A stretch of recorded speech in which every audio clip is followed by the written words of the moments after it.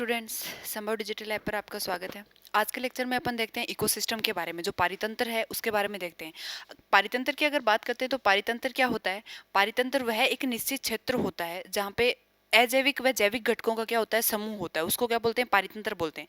या फिर एक दूसरे तरीके से अपन ऐसे बोल सकते हैं कि ऐसा क्षेत्र जहाँ पे जो जीव रहते हैं उनके बीच में आपस में होने वाली क्रियाएं होती हैं, और उन जीवों की जो पर्यावरण के साथ जो क्रियाएं होती हैं वो सब किसके अंतर्गत आता है? पारितंत्र के अंतर्गत आता है। तो सबसे पहले अपन हेडिंग लगाते हैं इकोसिस्टम।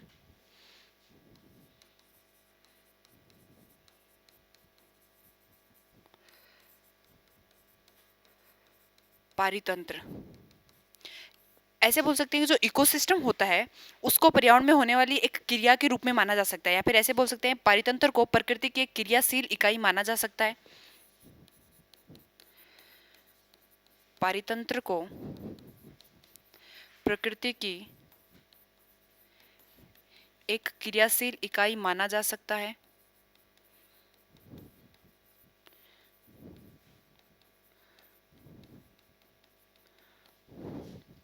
माना जा सकता है जिसमें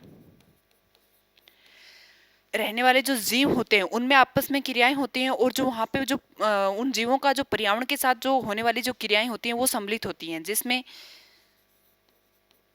जीवों की आपस की क्रियाएं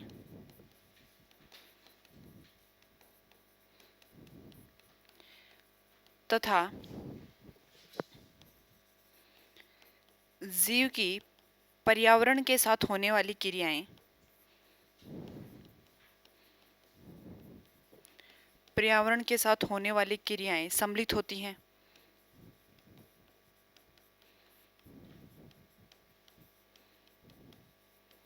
पर्यावरण के साथ होने वाली क्रियाएं क्या होती हैं? सम्मिलित होती हैं। या फिर अपन ऐसे बोल सकते हैं कि एक निश्चित क्षेत्र जिसमें बायोटिक फैक्टर व अबायोटिक फैक्टर, जैविक घटक और अजैविक घटकों का समूह होता है, उसको क्या बोलते हैं? पारितंत्र बोलते हैं। तो नेक्स्ट अपन बोल सकते हैं किसी निश्चित क्षेत्र में उपस्थित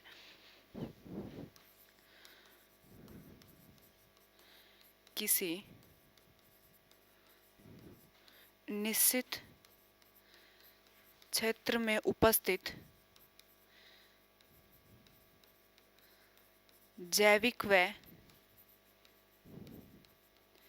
अजैविक घटकों का समूह है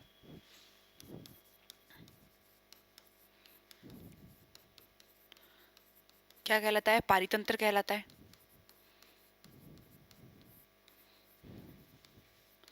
जैविक अजैविक घटकों का समूह क्या कहलाता है? पारितंत्र कहलाता है। नेक्स्ट अगर अपन बात करें कि एक जो पारितंत्र होता है उसकी कोई सीमा निश्चित नहीं होती है। अगर अपन एक पारिस्थितिकी तंत्र की बात करते हैं, एक इकोसिस्टम की बात करते हैं, तो उसकी कोई सीमा नहीं होती है, अर्थात उसके कोई सीमाएं जो होती है वो आपस में ओवरलैप नहीं करती हैं। ठीक है, तो नेक्स्ट अगर अपन इनके बारे इकोसिस्टम के बारे में कुछ पॉइंट लिखना चाहें तो इकोसिस्टम की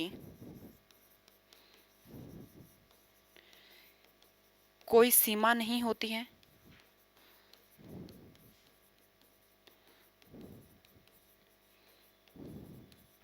इकोसिस्टम जो होता है स्थायी भी हो सकता है, अस्थायी भी हो सकता है। यह स्थायी तथा अस्थायी हो सकता है।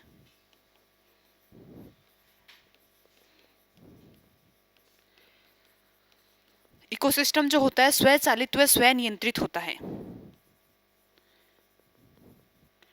इकोसिस्टम स्वचालित व स्वनियंत्रित होता है।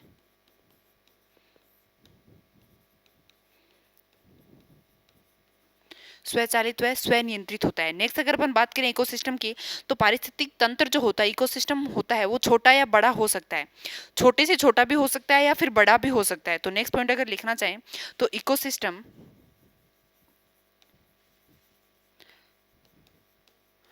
छोटा या बड़ा हो सकता है। यानी कि एक पानी की बूंद होती है वो भी एक इकोसिस्टम होता है, और जो बहुत बड़ा महासागर होता है वो भी क्या होता है? इकोसिस्टम होता है। तो इकोसिस्टम जो होता है छोटा भी हो सकता है, बड़ा भी हो सकता है। ठीक है, नेक्स्ट अगर अपन बात करें इकोसिस्टम की कि जो इकोसिस्टम के टाइप होते हैं, इकोसिस्टम कितने प्रकार का होता है, नेक्स्ट अपन देखते हैं इकोसिस्टम के टाइप।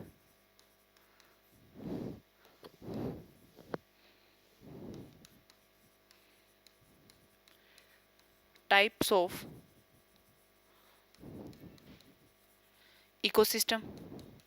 इकोसिस्टम के प्रकार की अगर बात करते हैं तो इकोसिस्टम नेचुरल इकोसिस्टम भी हो सकता है और आर्टिफिशियल इकोसिस्टम भी हो सकता है। तो यहाँ पे इकोसिस्टम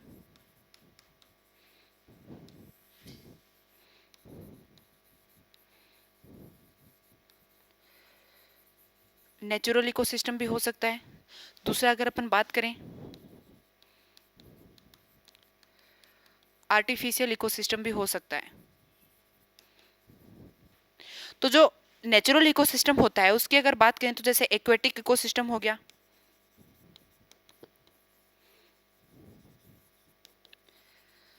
जलीय पारितंत्र। दूसरा कौन सा होगा, टेरेस्ट्रियल इकोसिस्टम हो गया।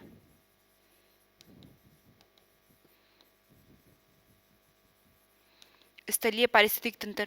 और जो आर्टिफिशियल इकोसिस्टम होते हैं वो कौन से होते हैं, मानव निर्मित जो पारितंत्र होते हैं, मानव निर्मित पारितंत्र। मानव निर्मित पारितंत्र का मतलब क्या हो गया, जैसे फसल होगी, किसी खेत में अगर फसल उगाई, कोई किसी भी चीज़ का बगीचा हो गया, ये सारे जितने भी होते हैं किसके अंदर आते हैं, आर्टिफिशियल इकोसिस्टम के अंतर्गत आते हैं। और अगर नेचुरल इकोसिस्टम की बात करते हैं तो जलीय परितंत्र हो गया और दूसरा कौन सा हो गया, स्थलीय परितंत्र हो गया। ये हो गए इकोसिस्टम के प्रकार। नेक्स्ट अगर अपन बात करें कि जो आकार के आधार पर इकोसिस्टम जो होते हैं वो कितने प्रकार के हो सकते हैं, तो नेक्स्ट आ जाएगा आकार के आधार पर इकोसिस्टम के प्रकार।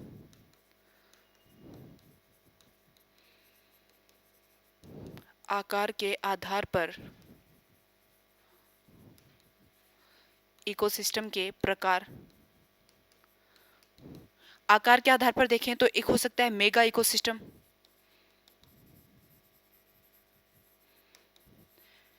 मेगा इकोसिस्टम यानी कि बहुत बड़ा इकोसिस्टम। अगर इसके एग्जांपल की बात करें तो क्या हो जाएंगे, महासागर हो जाएगा।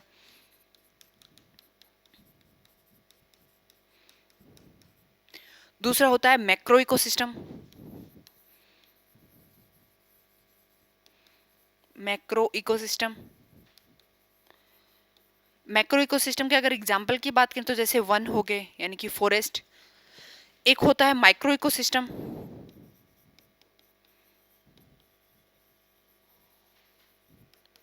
माइक्रो इकोसिस्टम में क्या आ जाएंगे, पॉन्ड्स आ जाएंगे, जैसे तालाब होते हैं, ये सब किस में आ जाएंगे, माइक्रो इकोसिस्टम में आ जाएंगे। और लास्ट होता है नैनो इकोसिस्टम।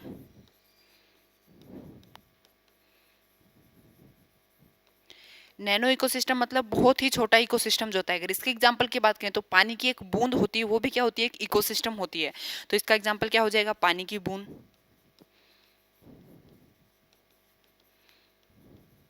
तो जो अपने स्टेटमेंट बोला था कि इकोसिस्टम जो होता है वो छोटा भी हो सकता है, बड़ा भी हो सकता है। तो जो छोटा इकोसिस्टम होता है कौन सा होता है, नैनो इकोसिस्टम होता है, जैसे पानी की बूंद होगी। अगर सबसे बड़े इकोसिस्टम की बात करें तो मेगा इकोसिस्टम हो गया, जैसे क्या हो गया, महासागर हो गया। तो इस प्रकार इकोसिस्टम क्या हो सकता है, छोटा या बड़ा हो सकता है। अब मैंने बताया कि इकोसिस्टम जो होता है उसमें जैविक घटक व अजैविक घटक होते हैं। तो कौन कौन से फैक्टर होते हैं, बायोटिक फैक्टर होते हैं, एबायोटिक फैक्टर होते हैं। तो यहाँ पे अपन बात करते हैं बायोटिक फैक्टर और एबायोटिक फैक्टर की।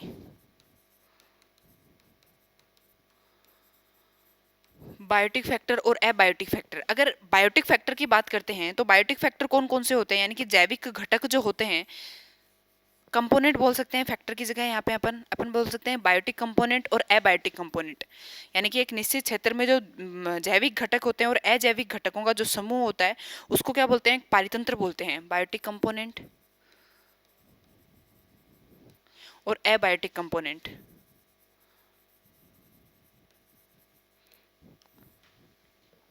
यहाँ पे मैंने बताया अगर बायोटिक कंपोनेंट की बात करते हैं, जैविक घटकों की बात करते हैं, तो कौन कौन से हो जाएंगे, जैसे प्रोड्यूसर,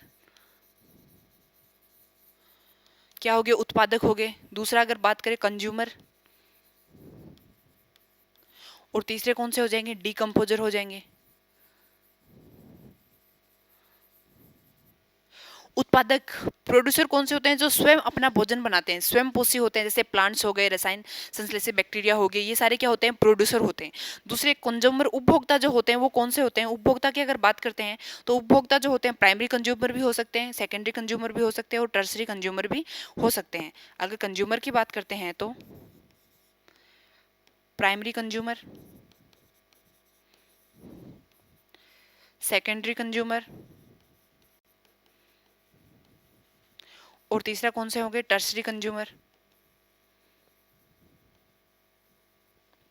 प्राइमरी कंज्यूमर कौन से होते हैं, प्राइमरी कंज्यूमर वो होते हैं जो प्रोड्यूसर के ऊपर निर्भर करते हैं, यानी कि जो उत्पादक होते हैं उनके ऊपर निर्भर करते हैं, यानी कि ये क्या होते हैं, शाकाहारी होते हैं।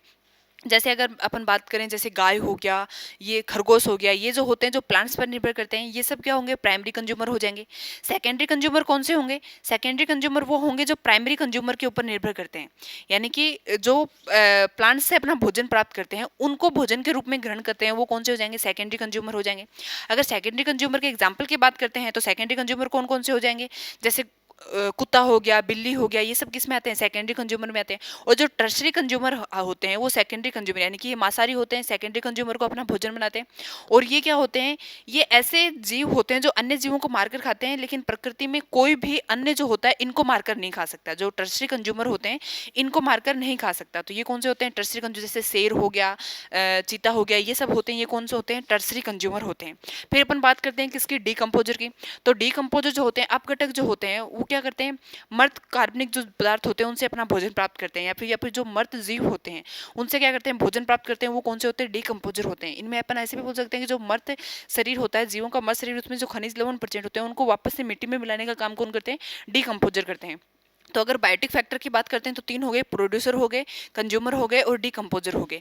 अगर एबायोटिक फैक्टर की बात करते हैं तो एबायोटिक फैक्टर में कौन कौन से हो जाएंगे, टेम्परेचर हो गया, ठीक है, दूसरा कौन सा हो गया, वाटर हो गया, लाइट हो गया, और क्या हो गया, सोयल हो गया। ये जो होते हैं ये कौन से होते हैं, एबायोटिक फैक्टर होते हैं। तो इकोसिस्टम के अंदर बायोटिक फैक्टर भी होते हैं, एबायोटिक फैक्टर भी होते हैं। तो इस प्रकार आप इकोसिस्टम को जो होता है आप अपन बोल सकते हैं कि इकोसिस्टम में बायोटिक फैक्टर, एबायोटिक फैक्टर दोनों होते हैं। बायोटिक फैक्टर में प्रोड्यूसर, कंज्यूमर, डिकम्पोजर हो गया, एबायोटिक फैक्टर में टेम्परेचर हो गया, वाटर हो गया, लाइट हो गया, सोइल हो गया। अगर अपन एबायोटिक फैक्टर में बात करते हैं कि टेम्परेचर की बात करें, अब एबायोटिक फैक्टर में अपन सबसे पहले देखते हैं तापमान के बारे में, टेम्परेचर के बारे में।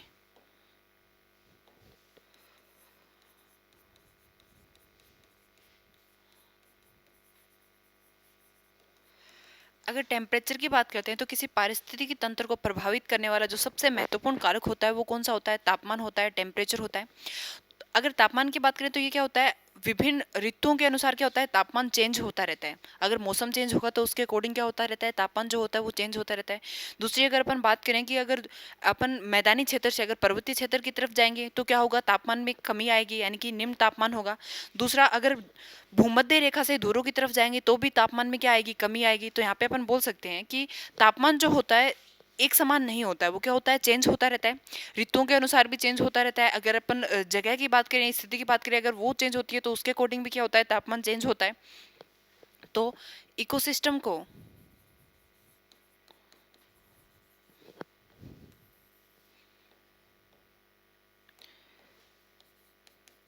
तापमान इकोसिस्टम को प्रभावित करने वाला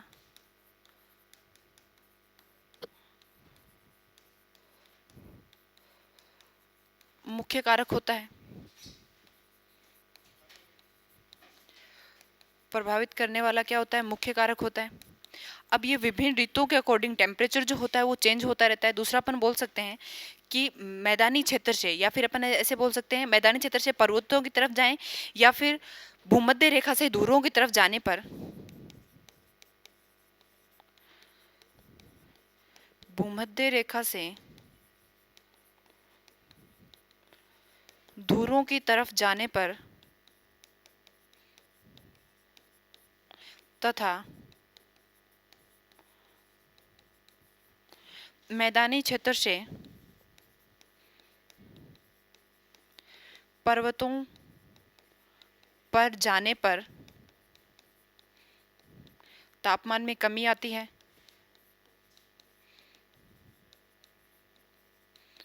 तापमान में कमी आती है। नेक्स्ट अपन बात कर सकते हैं कि जो तापमान होता है, कई ऐसे क्षेत्र होते हैं जहाँ पे 100 डिग्री सेंटीग्रेड तक टेम्परेचर जो होता है उनका कितना होता है, 100 डिग्री सेंटीग्रेड होता है। जैसे क्या हो गए, गर्म जल के झरने हो गए। नेक्स्ट, ये जो तापमान होता है इसके आधार पर जीव जो होते हैं इनका वितरण जो होता है वो डिपेंड करता है। फिर अपन ऐसे बोल सकते हैं विभिन्न जीव जातियों का जो भौगोलिक वितरण होता है उनकी तापीय सहन शक्ति पर क्या करता है, निर्भर करता है। विभिन्न जीवों का भौगोलिक वितरण विभिन्न जीवों का भौगोलिक वितरण उनके तापमान सहन शक्ति पर निर्भर करता है। अपन ऐसे बोल सकते हैं जो विभिन्न जीवों का जो भौगोलिक वितरण होता है वो किस पर निर्भर करता है, तापीय सहन शक्ति जो होती है तापमान सहन शक्ति पर निर्भर करता है।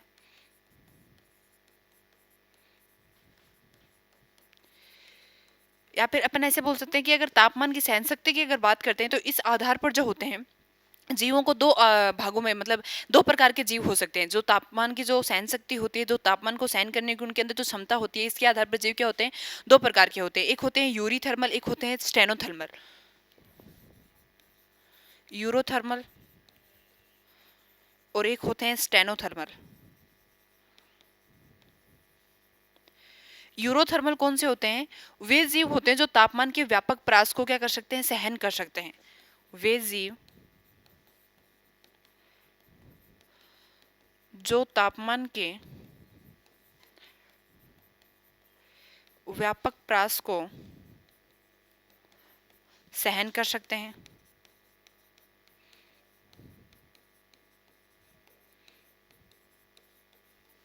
और जो स्टेनोथर्मल होते हैं वो क्या करते हैं, तापमान के कम परास को सहन करने की क्षमता रखते हैं। ये तापमान के क्या करते हैं, कम परास को सहन करने की क्षमता रखते हैं। ये जीव तापमान के कम परास को सहन करने की क्षमता रखते हैं।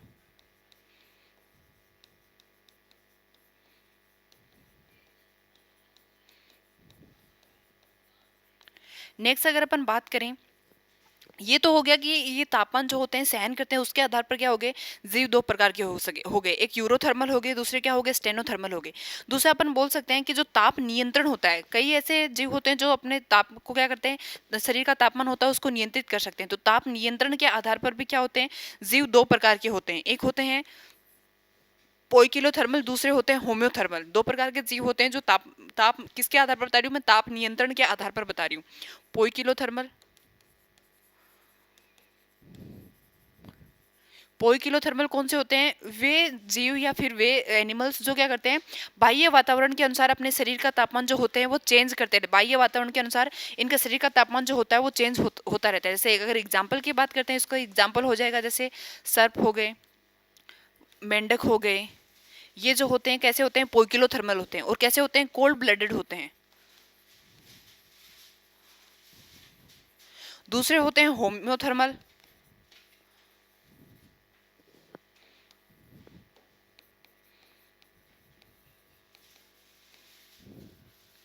होम्योथर्मल वे जीव होते हैं जिनका शरीर का तापमान जो होता है बाह्य वातावरण के अनुसार चेंज नहीं होता है। जैसे अपन मैमल्स की बात कर सकते हैं, बर्ड्स की बात कर सकते हैं। इसका एग्जांपल की अगर बात करें तो क्या हो जाएंगे, बर्ड्स एंड मैमल्स। ये कैसे होते हैं, इनका शरीर का तापमान जो होता है बाह्य वातावरण के अनुसार क्या नहीं होता है, चेंज नहीं होता है। तो इस प्रकार जो होते हैं, अगर अपन अजैविक फैक्टर की बात कर रहे हैं तो उसके अंदर सबसे इंपॉर्टेंट कौन सा हो गया, तापमान हो गया। दूसरा अगर अपन बात करें वाटर की, सेकंड हो जाएगा वाटर।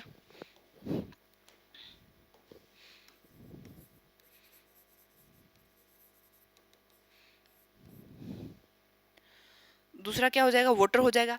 अगर वाटर की बात करते हैं तो वाटर क्या होगा, वाटर पानी मतलब जो होता है, कई ऐसे जीव होते हैं या फिर कुछ पादप जो होते हैं उनकी जो उत्पादकता होती है, या फिर ऐसे बोल सकते हैं पादप की उत्पादकता और वितरण जो होता है वो किस पर निर्भर करता है, जल पर निर्भर करता है। या फिर अपन ऐसे बोलते हैं कि पृथ्वी पर जीव की उत्पत्ति कहाँ हुई थी, वाटर में हुई थी। तो जीवों को प्रभावित करने का एक मुख्य फैक्टर क्या हो गया, वाटर भी हो गया, पानी भी हो गया। और जो जलीय जीव होते हैं उनके लिए भी वाटर जो होता है, उनके जो वाटर का रासायनिक संगठन होता है, वाटर की पीएच कितनी होती है, वो सब क्या करते हैं, निर्भर करते हैं। या फिर वाटर के अगर अपन बात करें तो यहाँ पे अपन एक पॉइंट लिख सकते हैं कि पादपों की उत्पादकता और वितरण जो होता है किस पर निर्भर करता है, जल पर निर्भर करता है। दूसरी जो पादप होते हैं जी मतलब पादप की बात करें या फिर किसी जीव की बात करें, वाटर कैसे होते हैं, लवणीय भी वाटर भी होता है, अलवणीय पानी भी होता है। तो कुछ ऐसे अलवणीय जीव होते हैं, जैसे अगर अपन जल में रहने वाले जीवों की बात करते हैं तो कुछ ऐसे अलवणीय जीव होते हैं जिनको अगर लवणीय जल में डाल दिया जाए तो वो क्या कहते हैं लंबे समय तक जीवित नहीं रह पाते। या फिर अपन ऐसे बोलते हैं जो लवणीय जीव होते हैं उनको अगर अलवण जल में डाल दिया जाए तो वो भी अधिक लंबे समय तक जीवित नहीं रहते हैं। क्यों नहीं रहते हैं? क्योंकि उनके अंदर जो प्राशरणी जो समस्याएं आती हैं वो आ जाती हैं। प्राशरण नियमन से लेकर जो समस्याएं आती हैं वो इनके अंदर आ जाती है, जिनकी वजह से इनकी क्या हो जाती है, मृत्यु हो जाती है। तो वोटर भी क्या होता है, एक जीव के लिए एक बहुत ही इंपॉर्टेंट फैक्टर होता है। और अगर वोटर के आधार पर अगर अपन बात करें तो इस आधार पर भी जो जीव होते हैं वो दो प्रकार के हो सकते हैं। एक यूरी हेलाइन हो सकते हैं, दूसरे कौन से हो सकते हैं, स्टेलो हेलाइन हो सकते हैं। यूरो हेलाइन, दूसरे स्टेनो हेलाइन। यूरो हेलाइन हो गए, स्टेलो हेलाइन हो गए। मतलब यूरो हेलाइन का मतलब क्या हो गया, जो लवणीय जल जो होता है उसकी व्यापक प्रास को सहन करने की क्षमता रखते हैं, वो यूरो हेलाइन हो जाएंगे। स्टेनो हेलाइन कौन से हो जाएंगे, जो कम प्रास को, लवणता की कम प्रास को सहन करने की क्षमता रखते हैं, वो कौन से हो जाएंगे, स्टेनो हेलाइन हो जाएंगे। नेक्स्ट वाटर के बाद में थर्ड मैंने कौन सा बताया था, लाइट बताया था। अब जो लाइट होता है वो भी क्या होता है, बहुत सारे जीवों के लिए क्या होता है, इंपॉर्टेंट होता है। जैसे अपन को एक सबसे अच्छा एग्जांपल अगर अपन लेके चले प्लांट्स का, कि प्लांट्स क्या करते हैं, प्रकाश की लाइट की उपस्थिति में क्या करते हैं, अपना भोजन बनाते हैं। स्वयं प्रकाश संश्लेषण की क्रिया होती है किसकी उपस्थिति में होती है, लाइट की उपस्थिति में होती है। तो उनको प्रकाश संश्लेषण करने के लिए लाइट की आवश्यकता होती है। कुछ ऐसे पौधे होते हैं जिनको कम लाइट में ही वो क्या कर लेते हैं, प्रकाश संश्लेषण की प्रक्रिया कर सकते हैं। कुछ ऐसे होते हैं जिनको अत्यधिक लाइट की आवश्यकता होती है। कुछ ऐसे होते हैं जो मतलब पुष्पन के लिए यानी कि दीप्तकालिता के लिए भी किसकी आवश्यकता होती है, लाइट की लिए आवश्यकता होती है। कुछ क्या करते हैं, जैसे लाइट को एक संकेत के रूप में लेते हैं, जनन के रूप में, या फिर उनको माइग्रेशन करना होता है तो इसके लिए संकेत के रूप में भी किसका काम में लेते हैं, लाइट को काम में लेते हैं। तो इस प्रकार क्या होता है, लाइट भी क्या होती है, एक जीव को प्रभावित करने का जो मुख्य फैक्टर होता है, या फिर अपन ऐसे बोलते हैं पारिस्थितिक तंत्र में जो जीव रहते हैं उनको प्रभावित करने का लाइट भी एक मुख्य क्या होता है, फैक्टर होता है, मुख्य कारक होता है। तो अपन ने क्या बताया, मैंने जो अजैविक कारक बताए थे उसमें मैंने बताया टेम्परेचर होता है, वाटर होता है, लाइट होता है और सॉइल होता है। और बायोटिक फैक्टर में मैंने बताया प्रोड्यूसर, कंज्यूमर और डीकम्पोजर होते हैं। तो इस प्रकार से अपन इकोसिस्टम का ये अपन ने थोड़ी सी समरी सी देख ली कि इकोसिस्टम जो होते हैं उसमें दो कंपोनेंट होते हैं, biotic component, abiotic component. Ecosystem जो होता है उसकी डेफिनेशन क्या होती है, इकोसिस्टम क्या होता है, तो अपन ने क्या देखा, इकोसिस्टम की अगर डेफिनेशन की बात करें तो मैंने बताया कि पारितंत्र जो होता है वो प्रकृति की एक क्रियाशील इकाई के रूप में माना जा सकता है, जिसमें क्या होता है, जीव आपस में क्रियाएं करते हैं, या फिर जीवों की क्या होती है, पर्यावरण के साथ होने वाली क्रियाएं जो होती है वो सम्मिलित होती है। नेक्स्ट अपन बोल सकते हैं कि किसी निश्चित क्षेत्र में उपस्थित जैविक व अजैविक घटकों का समूह होता है, उसको क्या बोल सकते हैं, पारितंत्र बोल सकते हैं। फिर पारितंत्र का मैंने बताया कि जो इकोसिस्टम होता है उसकी कोई सीमा नहीं होती है, ये स्थायी अस्थायी हो सकता है। इकोसिस्टम स्वचालित व स्वयं नियंत्रित होता है। दूसरा मैंने क्या बताया, इकोसिस्टम छोटा या बड़ा हो सकता है। फिर मैंने बताया कि जो इकोसिस्टम होते हैं उसके टाइप के बारे में बताया कि नेचुरल इकोसिस्टम होता है, आर्टिफिशियली हो सकता है। नेचुरल में मैंने बताया एक्वेटिक जलीय परितंत्र हो गया, टेरेस्ट्रियल इकोसिस्टम में मैंने बताया स्थलीय इकोसिस्टम हो गया। आर्टिफिशियल में जो मानव निर्मित इकोसिस्टम होते हैं, जैसे किसी खेत में कोई फसल हो गई या फिर कोई बगीचे का बगीचा लगाया हो किसी मानव ने, तो वो हो गया कौन सा, आर्टिफिशियल इकोसिस्टम हो गया। दूसरा मैंने बताया अगर आकार के आधार पर देखें इकोसिस्टम के प्रकार, तो मैंने क्या बताया, इकोसिस्टम जो होता है छोटा भी हो सकता है, बड़ा भी हो सकता है। जैसे मेगा इकोसिस्टम हो गया महासागर, मैक्रो इकोसिस्टम जिसका एग्जाम्पल मैंने बताया वन, माइक्रो इकोसिस्टम हो सकता है, इसका एग्जाम्पल तालाब हो गया। नैनो इकोसिस्टम हो सकता है, जैसे पानी की एक बूंद, छोटे से छोटे पानी की बूंद होती है, वो भी क्या होती है, एक इकोसिस्टम होती है। फिर मैंने बताया कि इकोसिस्टम को प्रभावित करने वाले कारक होते हैं, या फिर इकोसिस्टम में जो घटक प्रेजेंट होते हैं, दो प्रकार के होते हैं, बायोटिक कंपोनेंट होते हैं और एबायोटिक कंपोनेंट होते हैं। बायोटिक कंपोनेंट में मैंने बताया प्रोड्यूसर, कंज्यूमर और डीकम्पोजर। प्रोड्यूसर जो अपना भोजन स्वयं बनाते हैं, प्रकाश संश्लेषण की क्रिया, तो जैसे पादप हो गए। कंज्यूमर में प्राइमरी कंज्यूमर होते हैं, सेकेंडरी कंज्यूमर होते हैं और टर्सरी कंज्यूमर होते हैं। जो प्राइमरी कंज्यूमर होते हैं वो किस पे निर्भर करते हैं, प्रोड्यूसर के ऊपर निर्भर करते हैं, उत्पादकों पर निर्भर करते हैं। जैसे खरगोश हो गया, गाय हो गई, ये सारे जो होते हैं ये क्या होते हैं, प्राइमरी कंज्यूमर होते हैं। जो जैसे अपन ऐसे बोल सकते हैं कि ये क्या होते हैं, शाकाहारी होते हैं। जो प्राइमरी कंज्यूमर होते हैं कौन होते हैं, शाकाहारी होते हैं। जो सेकेंडरी कंज्यूमर होते हैं ये प्राइमरी कंज्यूमर पर निर्भर करते हैं, लेकिन इनको भी कोई और अपने भोजन बना सकता है, जैसे कुत्ता हो गया, बिल्ली होगी, ये सारे होते हैं, ये क्या होते हैं, सेकेंडरी कंज्यूमर होते हैं। और जो टर्सरी कंज्यूमर होते हैं इनका भोजन सेकेंडरी कंज्यूमर होता है, या फिर प्राइमरी कंज्यूमर भी हो सकता है इनका भोजन, ठीक है। लेकिन टर्सरी कंज्यूमर जो होते हैं ये सबसे उच्च मतलब टॉप कंज्यूमर होते हैं। इनको कोई और क्या करता है, अपने भोजन नहीं बनाता है, इनको कोई और नहीं खाता है। जैसे शेर हो गया, ये किस में आ गया, टर्सरी कंज्यूमर में आ गए। फिर मैंने बात करी एबायोटिक कंपोनेंट में। एबायोटिक कंपोनेंट में सबसे इंपॉर्टेंट मैंने बताया टेम्परेचर का। तो टेम्परेचर को अपन ने थोड़ा सा डिटेल में पढ़ा है कि टेम्परेचर का मैंने क्या बताया कि जो तापमान होता है वो इकोसिस्टम को प्रभावित करने वाला मुख्य कारक होता है। अगर भूमध्य रेखा से ध्रुवों की तरफ जाएंगे या फिर मैदानी क्षेत्र से पर्वतों की तरफ जाएंगे तो तापमान में क्या आएगी, कमी आएगी। नेक्स्ट मैंने बताया था कि जो तापमान होता है इसके आधार पर यूरीथर्मल, स्टेनोथर्मल दो प्रकार के एनिमल हो सकते हैं। वे जीव जो तापमान की व्यापक परास को सहन कर सकते हैं यूरीथर्मल हो जाएंगे, और वे जीव जो तापमान की कम परास को सहन कर सकते हैं वो कौन से हो जाएंगे, स्टेनोथर्मल हो जाएंगे। फिर मैंने बताया पोइकिलोथर्मल और होम्योथर्मल के बारे में, जो शरीर का तापमान जो होते हैं नियंत्रित कर सकते हैं वो कौन से हो जाएंगे, पोइकिलोथर्मल, और जो नहीं कर सकते वो कौन से हो जाएंगे, होम्योथर्मल। नेक्स्ट मैंने बताया था इसके बाद में वाटर के बारे में। वाटर भी क्या करता है, जीवों को प्रभावित करने वाला एक मुख्य कारक होता है। और फिर लाइट के बारे में बताया कि बहुत सारे पौधे होते हैं, पौधे तो सारे होते हैं जो जिनको लाइट की आवश्यकता होती है। कुछ ऐसे होते हैं जो कम प्रकाश की आवश्यकता होती है। जैसे अगर बहुत बड़े फॉरेस्ट की बात करें, वन की बात करते हैं, तो जो बड़े बड़े पेड़ पौधे होते हैं उनकी छाया में क्या होते हैं, छोटे छोटे झाड़ियाँ हो गई, शाख हो गए, ये जो बड़े पेड़ों की छाया में रहते हैं तो इनको क्या आती है, कम प्रकाश में क्या कर सकते हैं, भोजन को बना सकते हैं, या फिर अपना इनको कम लाइट की आवश्यकता होती है। मर्दा भी होती है जो इनको प्रभावित करने वाले फैक्टर होते हैं। तो ये अपन ने इकोसिस्टम का एक थोड़ी समरी सी देखी कि समरी हो जाएगी इकोसिस्टम क्या चीज़ होती है, उसमें बायोटिक फैक्टर होते हैं वो कौन से होते हैं, एबायोटिक फैक्टर कौन से होते हैं। अब मिलते हैं नेक्स्ट लेक्चर में। Thank you.